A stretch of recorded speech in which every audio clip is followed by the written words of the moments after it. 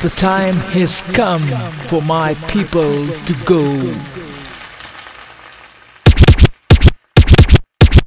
I'm not a queen, I'm a servant of the people. I'm not a king, I'm a servant of the people. It's what the people demand, and we gonna keep fighting till we get that land. I'm not a queen, I'm a servant of the people. I'm not a king, I'm a servant of the people. It's time to rise, to get what we want, we got to organize.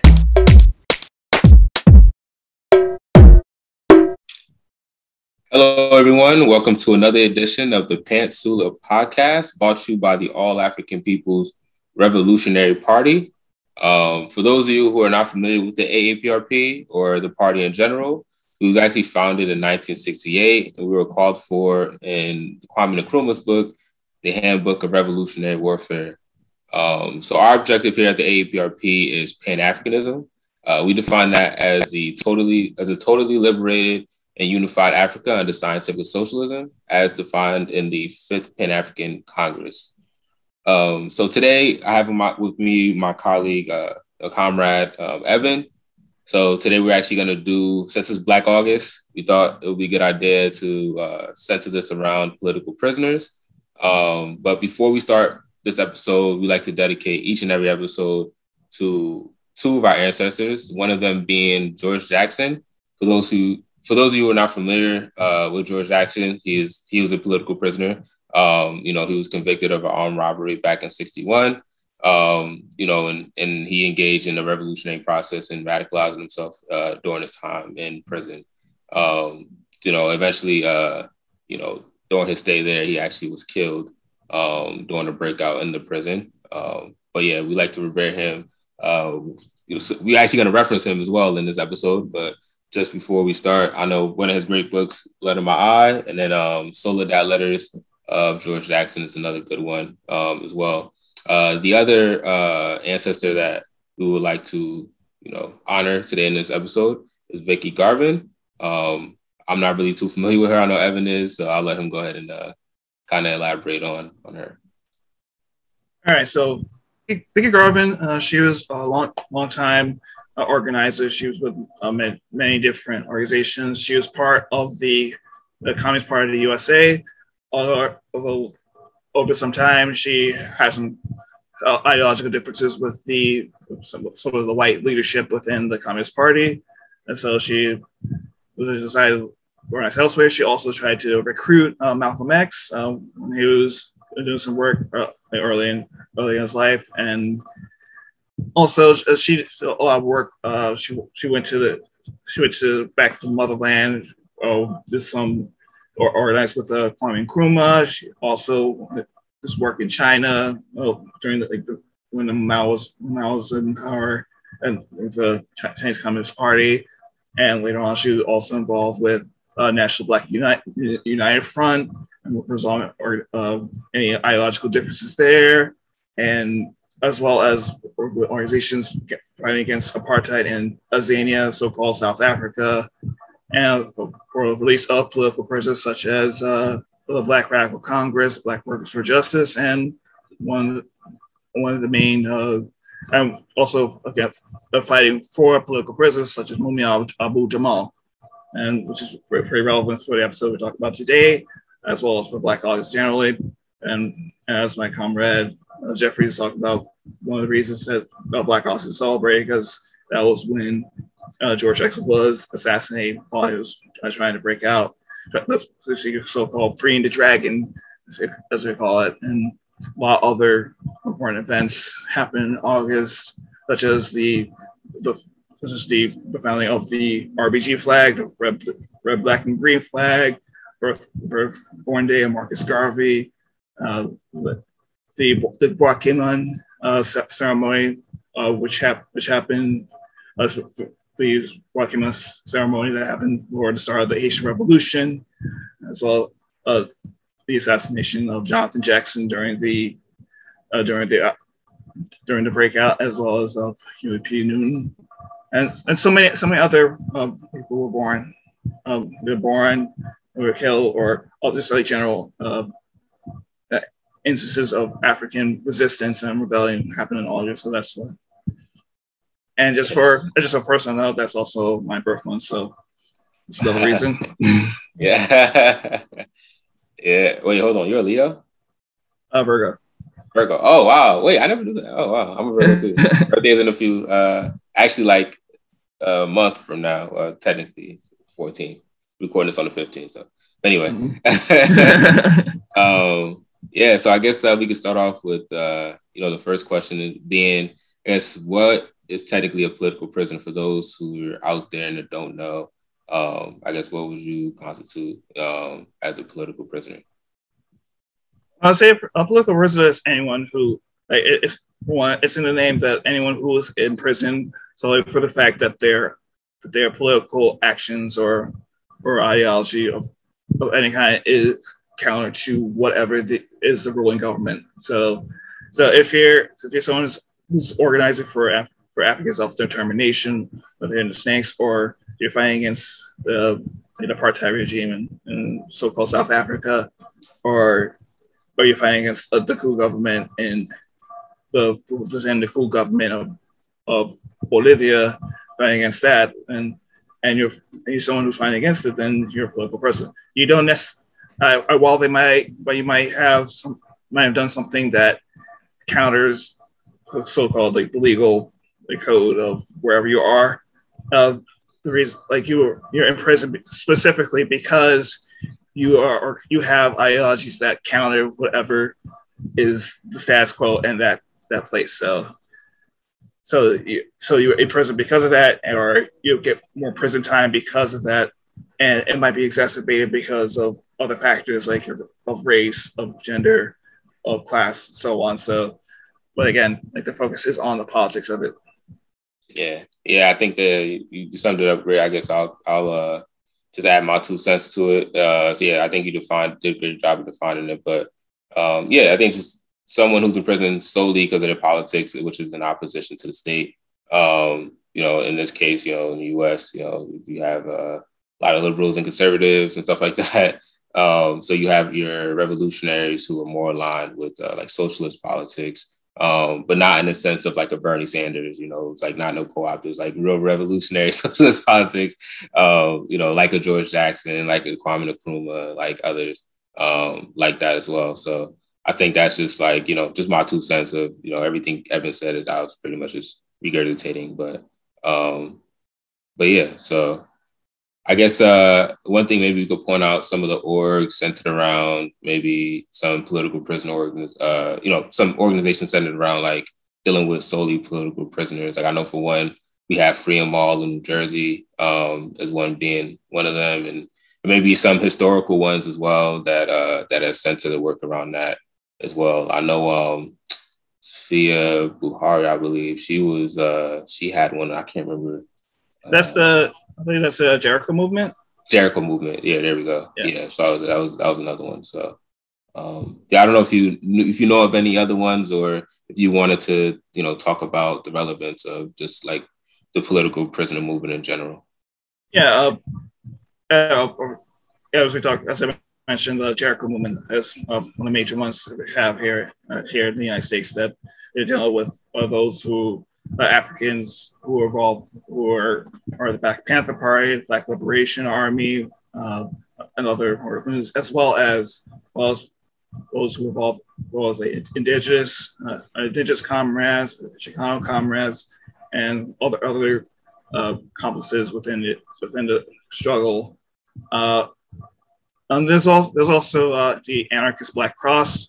Although they deal with anarchist political prisoners, they also deal with other like national liberation and environmental comrades who are locked up because of that. And a lot of that is just, we'll talk a little bit more about this later. A lot of it is to make sure that people who are in prison as a result of their ideology, they're not forgotten, that they are there, that the masses of people are supporting them, that the state is not taking, that's because they're taken away physically, that they're not taken away fully from the struggle, that whatever work they're doing is kept up with the mass of people, that they, and a big part of it is to make sure that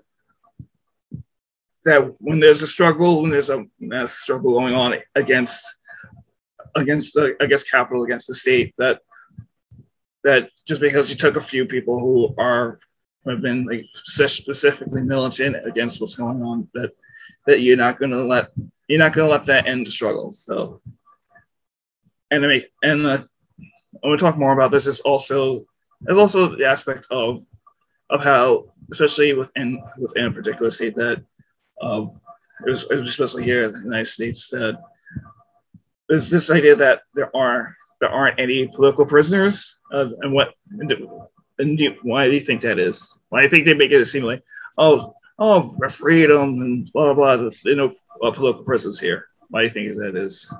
Yeah, I think it's just all a tactic to like, make them look as criminals, and it's justified on why they are in prison. Like, even putting false accusations on them or trying to set them up or frame them in certain ways. As in reading like Assata, which we read in the party, we see how that whole thing was orchestrated with her, and them trying to put that murder on her, even though she actually got hit in the arm. So I think it was even showing that it was physically impossible for her to like shoot back at the cops.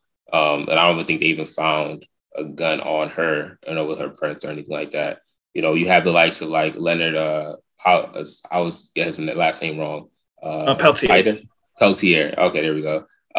He was actually a member of the American Indian movement as well. And, he got an extensive time in prison due to his politics as well. So, and he's still in there. He's still in there. Yeah. Mumia Abu-Jamal, Imam Jamil Amin, Matulu Shakur, so forth and so on. So Jilla Montakim, Shoatz, Poindexter.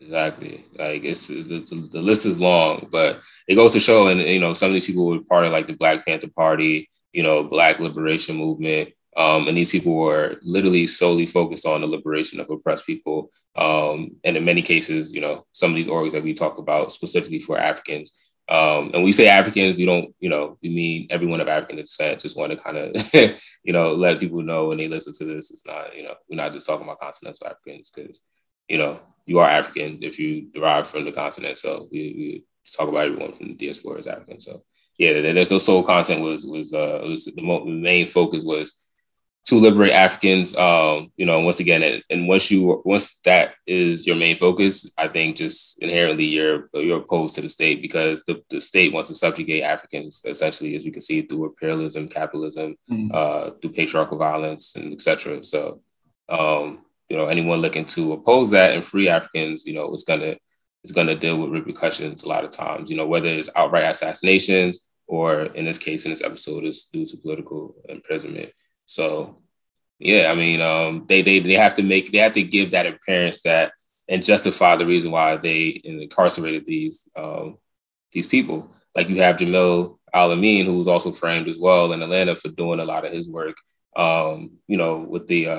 with the Muslim community out there and building community centers and really, putting it in a lot of work, to politicize the people and organize the masses.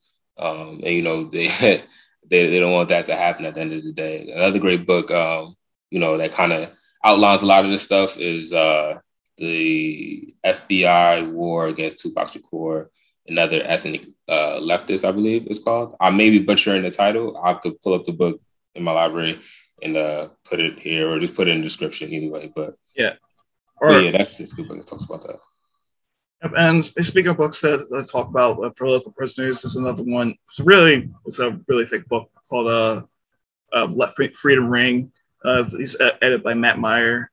And it has lots of documents and from political workers and analyzing that. So if you definitely have a bit of time, you definitely should. And just want to correct myself about Jilla Montague, that even though he did recently get released from prison, there was, of course, familiar with him, that there was a case to try to lock him back in because he tried to vote.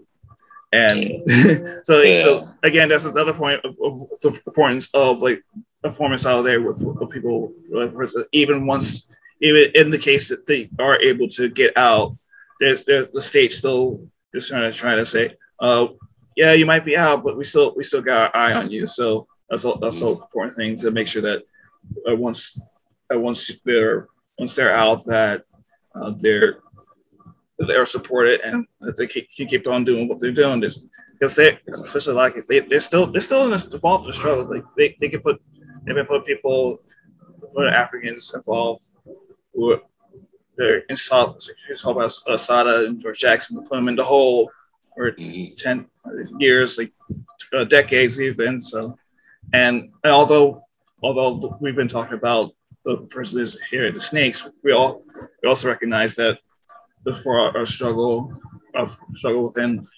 Africa, on the African motherland, there are many political prisoners as well as Africans elsewhere in the diaspora who are struggling against it, as well as like other like anti-colonial forces and so on. So even though like the U.S. Snakes has like such a high incarceration rate, and of course with that comes a lot of political prisoners, that's not alone.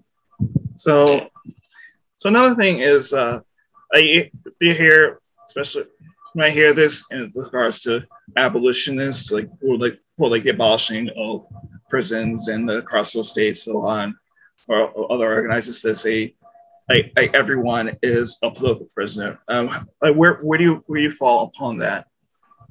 Oh, like everyone within the imperial core is a political prisoner? Yeah, if you're in prison, that the imprisonment in itself is like a political thing.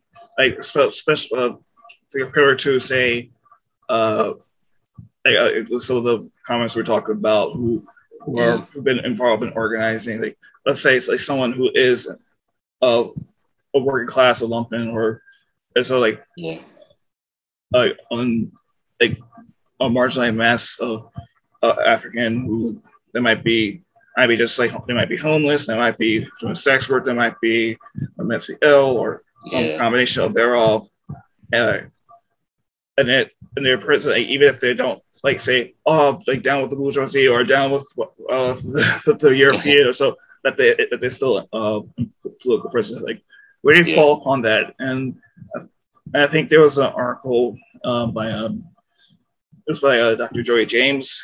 She talked a little bit about the use of abolitionist language in some ways to sort of, if not necessarily depoliticize like political prisoners, but certainly as a way to sort of hide away some of the aspects of like specific targeting.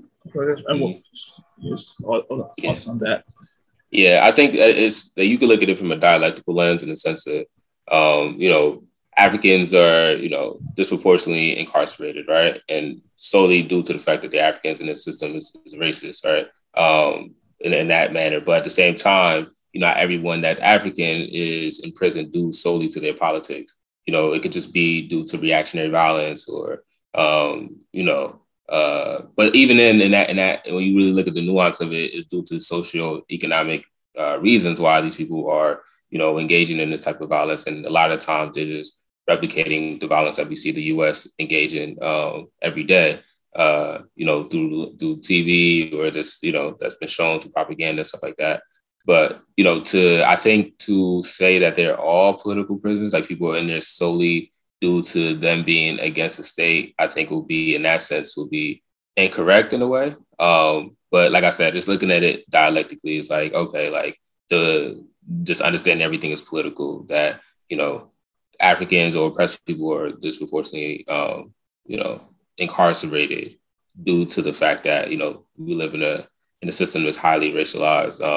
We live in a racial capitalist system. So in that sense, that, seeks to incite violence on, and brutalize oppressed people, in particular, like Africans in general. So yeah, I think that's pretty much like my take on it. I feel like, because I think at the same time, we don't want to water down the ones who solely have been doing the work on a political spectrum and that have been putting that effort, and just lump them in with someone who committed some type of reactionary violence or some real violence, like some real murders, and stuff like that, or whatever the case is, as well. So yeah, I guess what would be your take on it? Like, do you have like a position that you hold on that?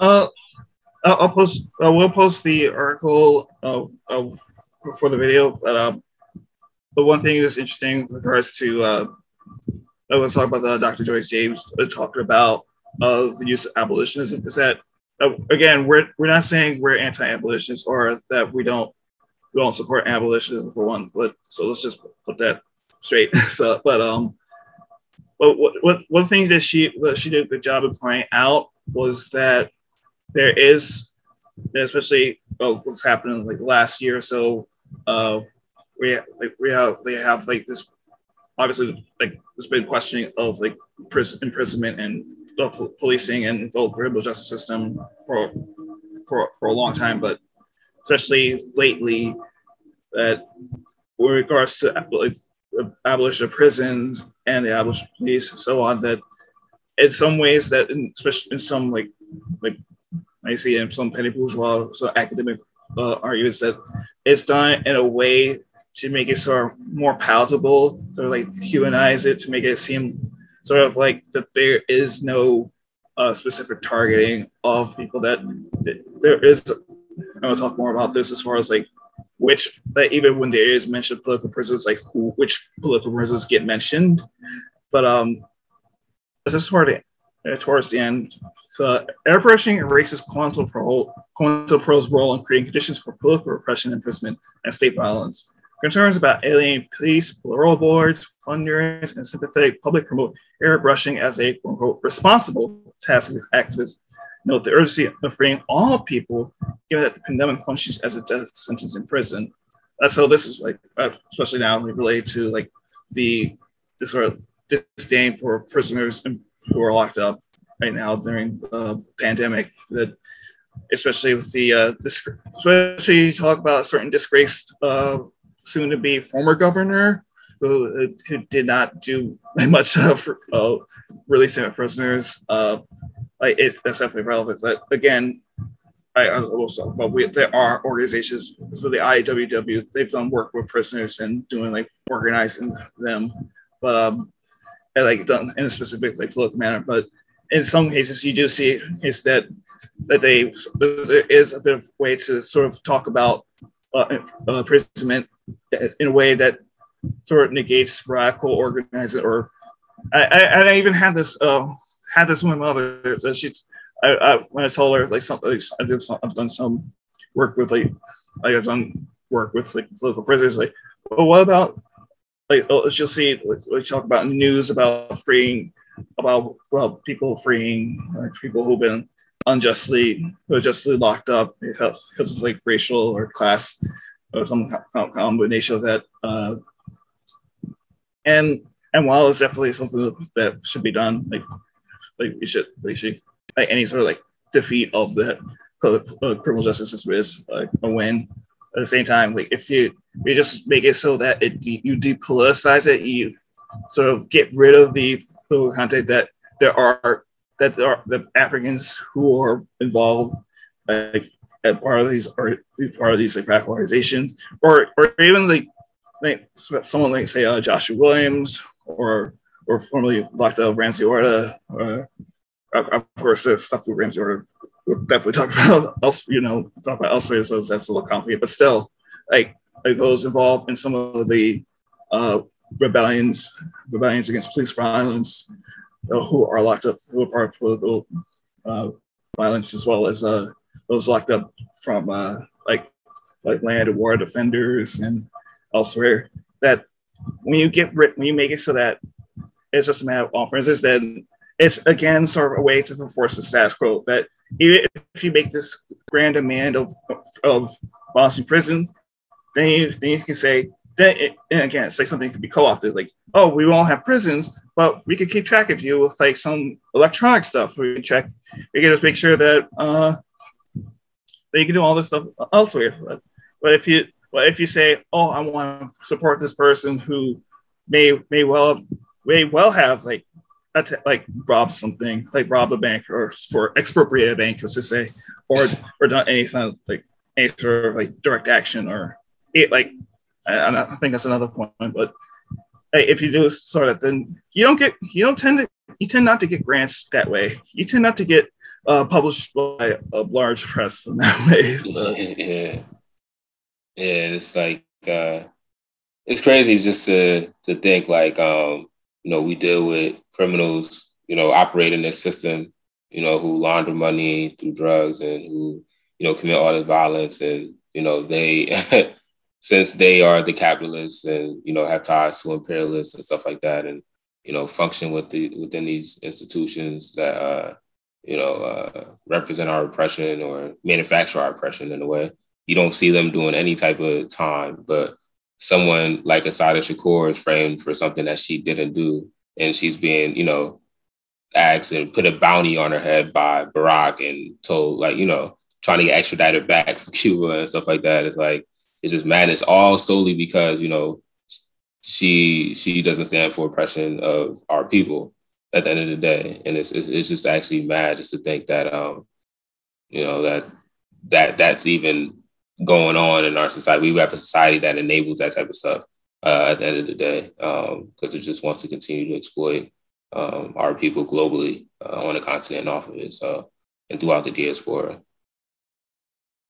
Yeah, and you say even we definitely have proof that there's definitely proof that it would not, like, she could not have killed Werner Foster. I think that's the name of the officer. But again, excuse me. That's another point that even aren't talking about a work with political prisoners. That it's sometimes often is a case that we're trying to free them because they didn't do it, or like the case of Assata, or if you have Mumia, that they didn't do it, or like they were framed or so on. And you talk about Linda Peltier as well, and yeah, definitely, and I think that's definitely a tactical strategy to make sure, like, okay, if we say that so and so is being framed by the government, by all these powerful actors, then we could get more mass support. I think another thing is that even in the cases of where, for example, if you talk about the Brinks case, the Brinks robbery, like even in the cases where it seemed more likely that the person actually did do some action, that those people still need support. Yeah. Like if you're about doing some radical and you're not supporting people who do some revolutionary militant actions, then that's not really much of a movement going. So again, even if they did they kill the cops or kill whatever, then you still need to support them. It's just a matter of, again, it's a matter of a tactical thing that you do, but at the same time you still gotta make sure that you educate and because especially here, if you with how much the police are sort of lionized, and even if they think, oh, the police are so oppressed and but even so this there's still you still get a lot of sympathy, for example, January 6th, you got all this police Capitol Police sympathy, or someone like a Michael Johnson or a Chris Dorner or someone like that actually kills someone with police, then even if if you do anything aside from condemning them, then people look at you funny. But, yeah, exactly. Again, it's understanding understanding having some kind of political education, understanding that understanding how to make sure that people know why you're supporting certain people, even if you think they're accidentally or it's like you go on Twitter right now, you say something about Mumia or Assata or whatever, you're gonna have someone oh, you're defending a criminal, and or meantime it's the president you're supporting. Because a lot of times those people who say this stuff are liberals and neoconservatives, whatever, and they say this stuff, and it's the president and the system you uphold is criminal. They literally have crimes against humanity. They're killing people. People are suffering and not eating and being killed, bombed, and terrorized due to these people. People are houseless because of these people, and the capitalists that back them and the imperialists that back them and the institutions that they run. So it's like, you know, like, let's be real here. And these people haven't, a lot of times, in a lot of cases, like you're saying, Evan, like these people haven't even committed these crimes. So it's like, yeah, like what's, and also what's criminal when, you know, the imperial core you live under is committing crimes all the time. Like, so what is considered crime? Because they normalize and socialize crime in a way and, you know, made it the norm. You know, they celebrate it through film and certain things like that. Like there's mafia films and, you know, all this other crazy stuff that they just like normalize. So it's like, you know, so what is really crime? You know, in a criminal empire. You're saying like you have all this, you have like so much about all the films that talk about the mafia, like the mafia has their like some like dirty hands and or you think about other aspects of like people who like, you know, they have like they kill innocent people, they kill innocent people, they kill like state forces and so on. But this look is all good and it's all fine. But you say someone who's like who just pours some water on a politician or pours some water like helps police commissioner some red blood and it's like, oh, such horror, it's so horrible, man. Why would you do this? Thin blue line. Oh man, exactly, man.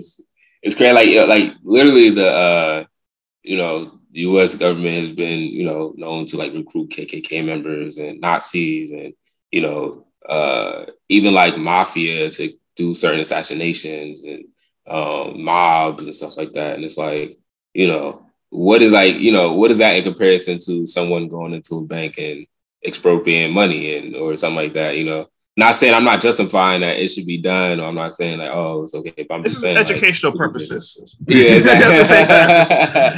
Exactly. It's like, you know, but in comparison to what the state is doing, it's like, you know, they commit crimes all day, you know, laundering money through stocks and stuff like that. And, you know, drug money, I should say. So it's, yeah, like literally JP Morgan had like tons of cocaine on there, you know? So it's like, what really is crime at the end of the day? Like, come on, man. Or you think about like the supposed departure from Afghanistan, like there was not like they say, oh, it's about women, it's about women's rights, and blah blah blah, and we were just talking about how like this like they're just organizations in Afghanistan saying, and of course like analysis elsewhere saying like the whole women's rights stuff is like BS and it's like so that Islamic fundamentalists, some of the warlords, the Taliban, for example, like they're not saying that those groups are like they're not advocating for the revolution of women by any means, unless it's like revolution their mind. But again, like some of those groups are supported by like some of the intel organizations, and that's mentioned that the war effort itself is long been rife with like sexual violence and so on. So exactly, the think that it's some humanitarian effort is bollocks. It's like they're there because like they're concerned about you take it like you trying to give it opium, and then like we need like CIA, we need that, they need that money. Yeah. Exactly.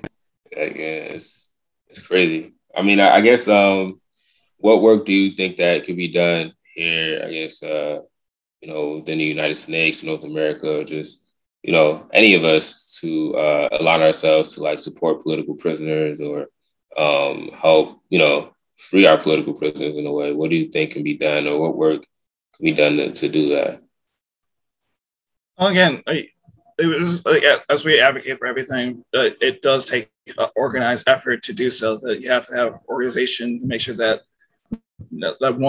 people. And if you go on like the Jericho Movement's website, they have like bits of information that just tell you about ways that you can make sure that people, for one, a lot of people, like as we talked about earlier, a lot of people don't know there are political prisons here.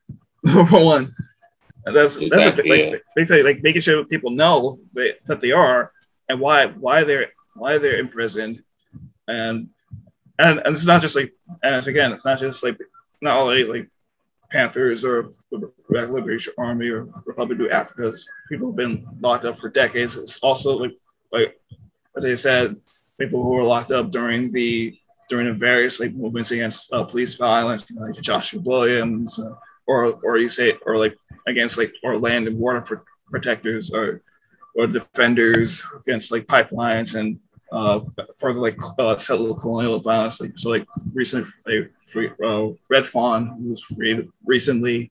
Again, you have to know that they are there and keep contact with them. And obviously, you can go to the websites of various organizations who work with political prisoners to tell you what to do. Because if you see the so-called kinder administration, they're trying to make it harder for people outside to communicate with those who are incarcerated. Try to like take away people's ability to write letters, or take away visitation and stuff like that. So even ability to read certain books. Right. They know that any stuff that might seem very quote unquote tame, like just sending books or writing letters to visit, like they know that they gotta make sure those people are as separate as possible. And that's what for any prisoner, but especially for political prisoners. So and again, like you said, for educational purposes, there are other ways to liberate. But again, we're on a corporate network. So again, it's like so there are ways to do so. But again, like how do you think, like for example, how do you think Assata got out? So it's just research purpose. So. Yeah, man. I mean, everything you said is on point. I think we got to organize and support organizations that are looking to help our political prisoners. As well, I know we named some earlier, like the Jericho movement and even like the New African Independence movement and stuff like that. Like you have organizations that are looking to help, and these things can be done only in an organized effort. We can't be sporadic and not be organized and think we're going to free anything or anybody, without doing so. So that's the main emphasis here, is that we need, organization to get this to be effective and done at the end of the day. And there's one person in particular that I've been reading about a lot over the past few months is like Sanika Shakur. And he has his autobiography and his book, his other book, Stand Up and Struggle, I believe. Stand Up and Struggle, I think, or something like that. Stand Up, Struggle Forward. Yeah, there we go. Yeah. And, he kind of accounts for, political imprisonment. You can even watch a lot of his YouTube videos because he was actually a member of the Crip gang, I think at an early age, like 11 years old. And then he engaged in like radicalization, politicalization process where, he became a socialist, a revolutionary socialist. So at the end of the day, and he was a part of the New African Independence movement as well. So I think that's someone who I recommend everyone should definitely read about and get to learn more about as well. Yep. And another point, you talk about Shakur's radicalization within prisons. And another point where we talk about the sort of measures that the capitalist patriarchal state is doing is to make sure that not only do people who are already radicalized and militant beforehand who are locked up like are separated from the people, but also that those who aren't or who aren't radicalized or that didn't get that sort of like some appellate education, make sure that they're also like separated from the people who are political prisoners. So because like talk about George Jackson, that when he was locked up, he wasn't part of any organization at the time, but now him was just like excellent intellectual, revolutionary intellectual, as he dealt with people who were part of the struggle and like reading and organizing people inside. So there's like two aspects to make sure that the ones who are radicalized don't reach to the masses, and those who aren't already don't get radicalized by the people or elsewhere, so that they can bring that struggle back out. So, and another thing we have to discuss is as far as like what people can do is especially regards to like prison labor. Which, again, if you look at the 13th Amendment, wink, wink, that you could be a slave, that you're enslaved because of punishment of the crime. And again, that points out to the relevance of what is considered a crime and so forth. And one thing you do is like some of the things that some organization, one good place is the Free Alabama movement, part of a group of Africans and it's supposed to call Alabama, who were locked up there, and they had like worker prison strikes, and that's another thing. Like the prisoners who, like, even if they might not be like the ones that we talk about, like they're politicized by being in prison and they're striking against the conditions there and so forth. And one thing the Free Alabama movement has was for people to boycott companies who are profiting off of prison labor. So, as another thing is like some that organizations are there to understand relationship that like prisons are used as a source of labor. That you're thinking about, why can't I find a job? It's like, yeah, like one thing is that again, like they make people forget that prisons have labor or used for labor. So not only do you get so people might blame, they took my job. So not only the capital is taking jobs to places within a country that are less have less labor friendly, or they've taken it elsewhere that's less labor friendly. They take them abroad where labor's cheaper, but they also do it within in prison. So again, exactly. Yes. And I remember Sanika Shakur talked about the hunger strikes that would go on in prison, due to the situations they would be in the prison where, they're being abused or their labor is being exploited. And, I think we even seen that recently with prisoners, striking. I can't remember exactly where it was. But yeah, there's always going to be, some type of opposition to, any type of oppression, especially the ones the type that goes on in prison. I know Evan outlined a lot of them. So it's like the various tactics used to, oppress prisoners or, in a way dehumanize them, in a way according to the 13th Amendment and, them being kind of considered slaves in a way, like slave labor and stuff like that. So yeah, man, it's all crazy.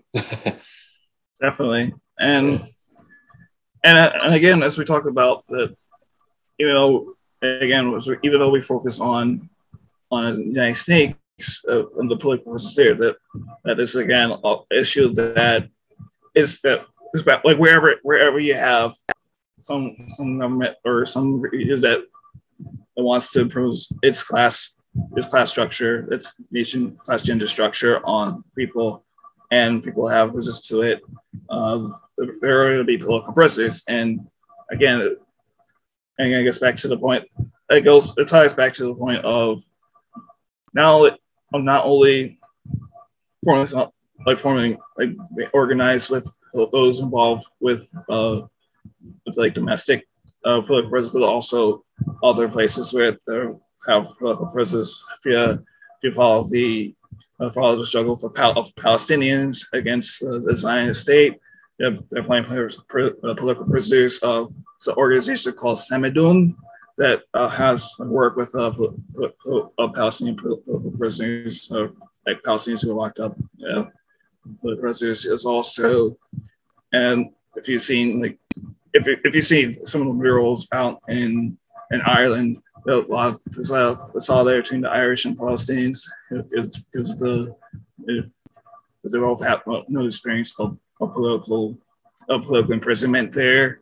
So if you know anyone who worked for Irish prisoners, even though the Troubles supposedly ended 20-something years ago, like there's still people who are fighting against, like, for the liberation of the 32 of the occupied 6 counties, and for the general, like, liberation of all 32 counties for worker states. So, and there's also, and you also think about other, like, Africans elsewhere fighting against neocolonial governments. You see the couple year struggle in Haiti against the neocolonial puppet government.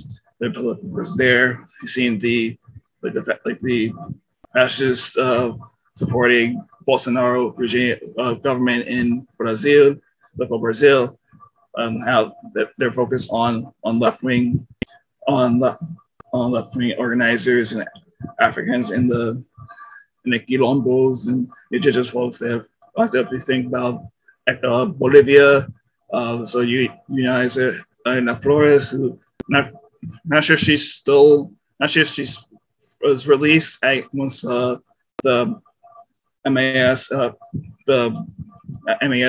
party got back into power, but again she was an Afro-Bolivian union organizer who was locked up during the coup government of Gina Áñez.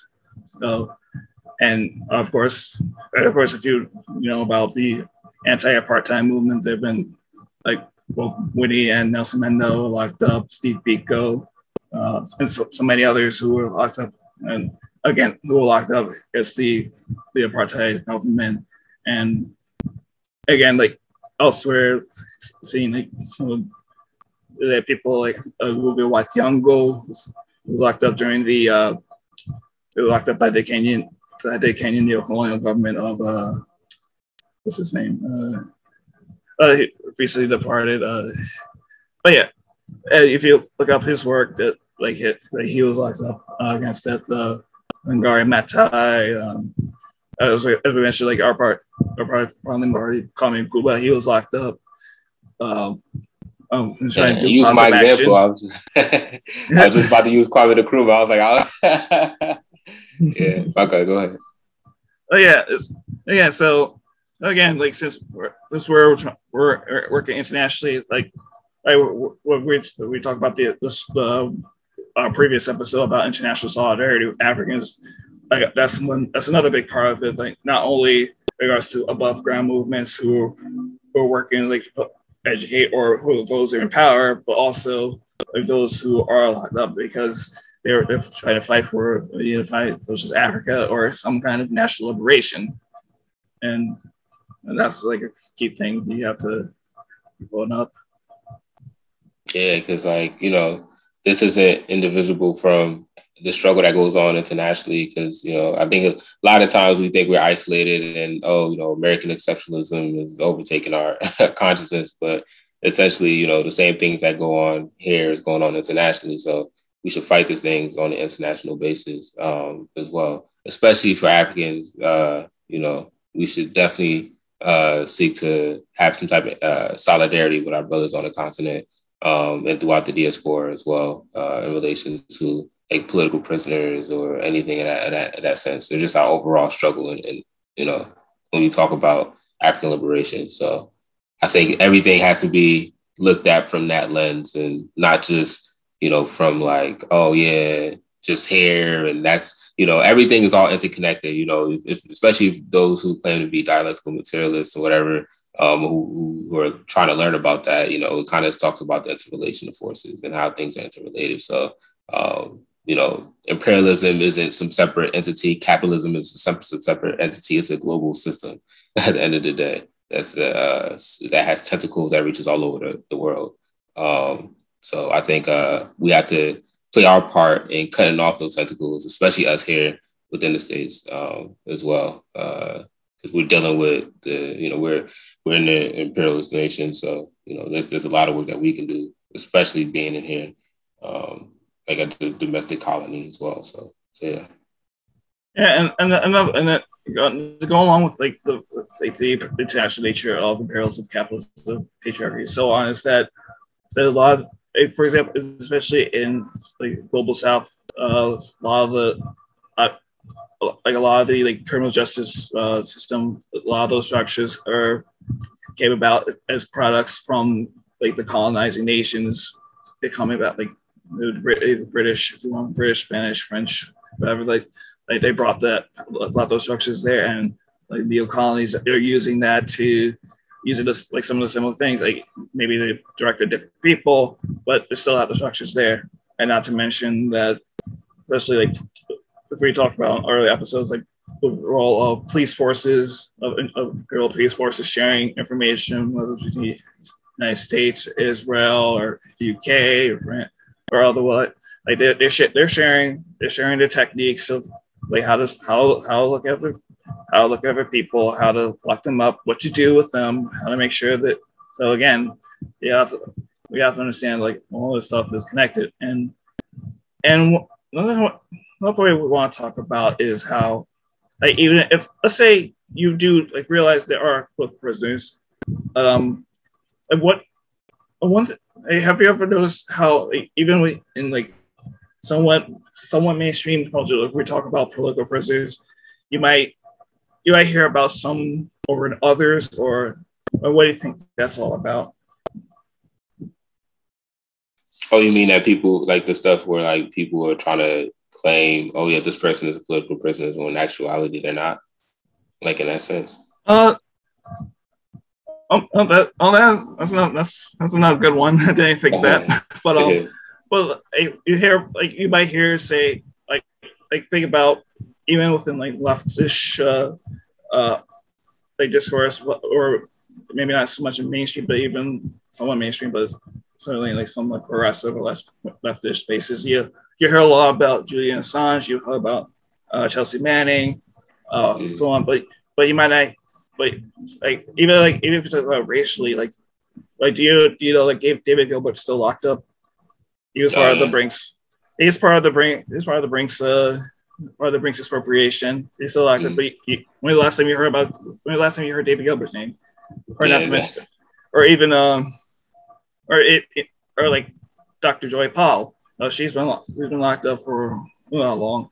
Or and again, like we're talking about some of the rebellion, anti-police violence rebellions. Like you don't hear much about them, like the Joshua Williams, and like you don't hear about they might not have the cachet. It goes back to the Joy James article about how much class, like the racial class gender analysis, like it messes up people. yeah. I think that's very true, and it has some credence to it in a way, because like you were saying, like a lot of the African or oppressed people who are political prisoners may not get a lot of notoriety in leftist spaces as some of the European ones, or in that case. So it's actually sad to see, because at the end of the day they're doing the work too as well to help liberate us and eliminate capitalism and all these oppressive systems, imperialism, etc.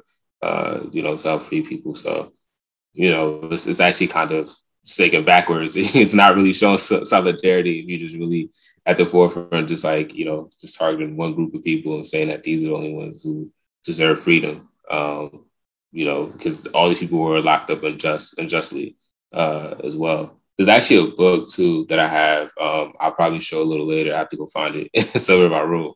That kind of outlines all the political prisoners, and it is kind of like a harder book to get, but I think you probably can try to, if you dig hard enough, maybe you can find it if those who are looking for it. But yeah, it kind of lists all the political prisoners in jail, and regardless of, whether they're African, European, or whatever the case is. So I think that's a good book to kind of get people to understand, all the different groups and oppressed people who are dealing with this and dealing with the brunt of political imprisonment. Right. And again, look, you talk about like some of the people who aren't locked up, who are. I want to talk about the story of Daniel Hale, who was who based on documents about the U.S. drone warfare. But unlike, say, the release of Chelsea Manning's, or who's then Bradley Manning, like Chelsea Manning, the release of those documents, or Edward Snowden, or Assange, like did you hear much? Like you didn't like. I barely heard anything about Daniel Hale, or even like a few years back with Jeremy Hammond, who is a Palantir. If you know anything about Peter Thiel, who was one of the main funders of the Trump presidency, and was kind of a disgusting person, but yeah, like Jeremy Hammond released documents about that, but again, you get the idea of like class basis, or the idea of the aspect of the revolutionary basis of for who gets which political person gets more support or like general discussion than others, and who gets lifted.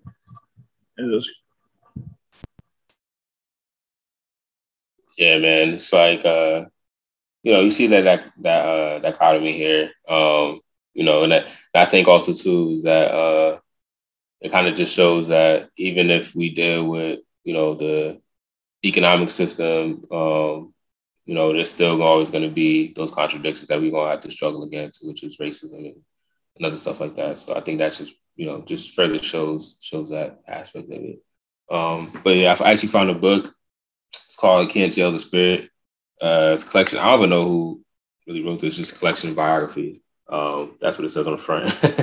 But this is a good book. I actually just got it not too long ago. I need to start reading it. I was skimming through it the other day, and seeing that it outlined everyone pretty much we brought up so far today, from Africans, and it's broken out to different sections: Africans, Europeans, and etc. So definitely recommend this. If you guys could find this book anywhere, definitely get it. Yeah. So. Yep. Gotta do the reading and apply that stuff. And sorry, I didn't. And sorry about the. Yeah, I'll take any opportunity to crap on Peter Thiel gladly, but the stuff with Jeremy Hammond, that's Stratford, not Palantir. But yeah. Okay. Yeah, they got David Gilbert in here. They got Marshall Eddie Conway, Bashir Mead. They got everybody in here. They got got to Mike Africa, John Africa, as well. Rest in peace to the ancestors. So yeah, man. The work needs to be done. Got to get this. Oh, Sundiata Kohli.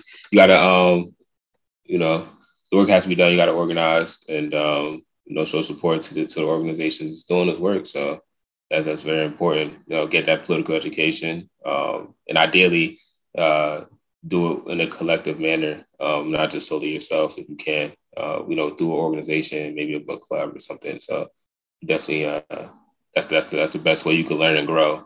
Because no one is going to be challenging your ideas if you just do it solely by yourself. Not saying I'm against, I read myself too, but I think it's definitely important that you do this with people too as well. So to gain and understand certain concepts as well. Yeah, man, free all political prisoners.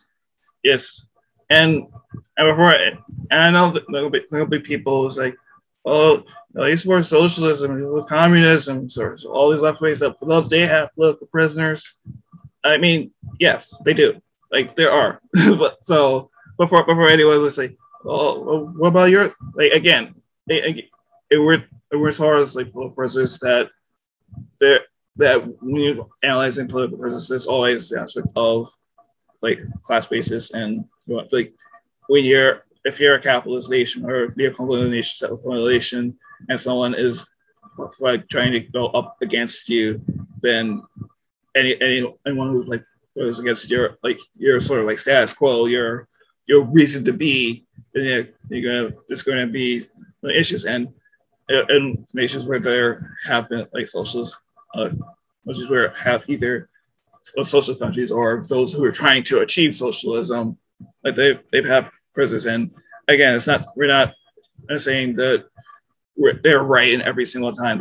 I was like, if we talk about the cult, like our Call Revolution episode, that some of those people were like part of the like alphabet agency. So like you understand, like when you have a revolution of any kind, there's gonna be people who, if they're trying to go against your revolution, you're gonna have to do something about them. And now we could do some like self-criticism about, was it the right thing to do? Like some cases where there's some people, they didn't do enough and then the revolution got overthrown, or other cases where they were extra oppressive and maybe they're just like take it to all the way. Again, like we could always talk about that. That's the point of like, or as a collectively, that even when you have places where you want to emulate, that you understand that the conditions they were dealing with, and when you're trying to build your organization, build for a revolution, like you can try to do things a little differently. So that's why you're always reading, like okay, well, what things did they do well, what things they didn't do well, what things we could do, what things they have to consider again. So again, like before, like people can like say like, well, your ish doesn't stink, so.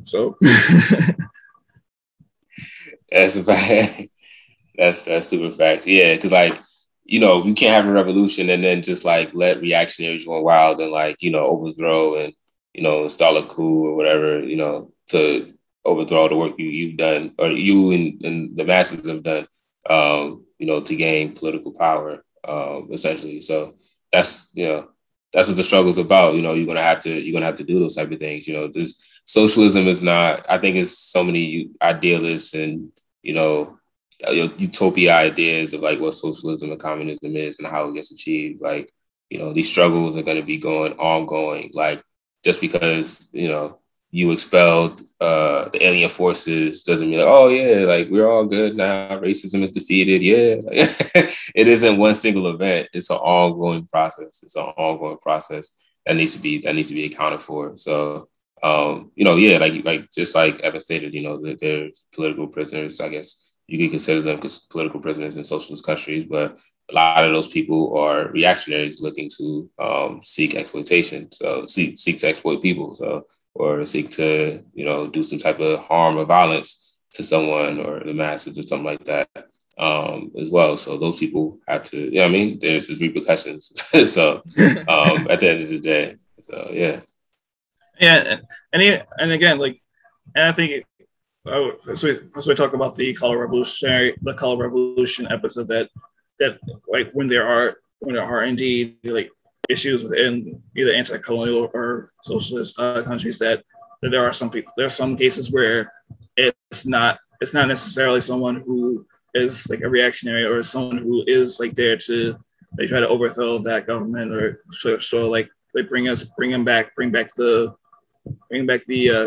caudillos or something, or the big men, or you have that, like it might be, because like for example there might be some like within like capitalist or feudal nations that there are those who are marginalized that may not have felt like the benefits of the revolution, either did not or really fully resolve that contradiction. So again, that's always something and of course you deal with those who are trying reactions. Like you also have to understand, like trying to understand like who like trying to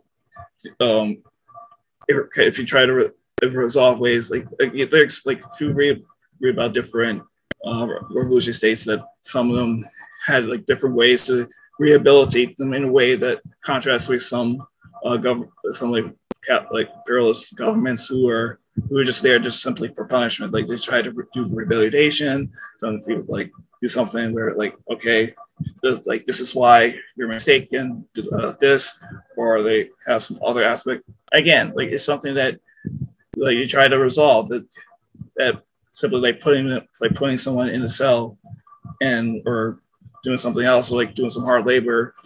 Like again, like you have to study and see like what can you do to best like make sure the community resolve that situation. So and that's another part, like with political prisoners, especially in settler colonial or other states that the scholarship they produce with regards to prison, like, especially if you see like we talked about, even if you earlier with the trying with abolition, how they might reactionary forces might use or conservative or capitalist forces might use abolition as an excuse to maybe they get rid of the physical prison, but they still do some they use the fourth industrial revolution type AI to lock people up or keep people tracked. That again, they understand you understand materially how that works. So even if in 20 years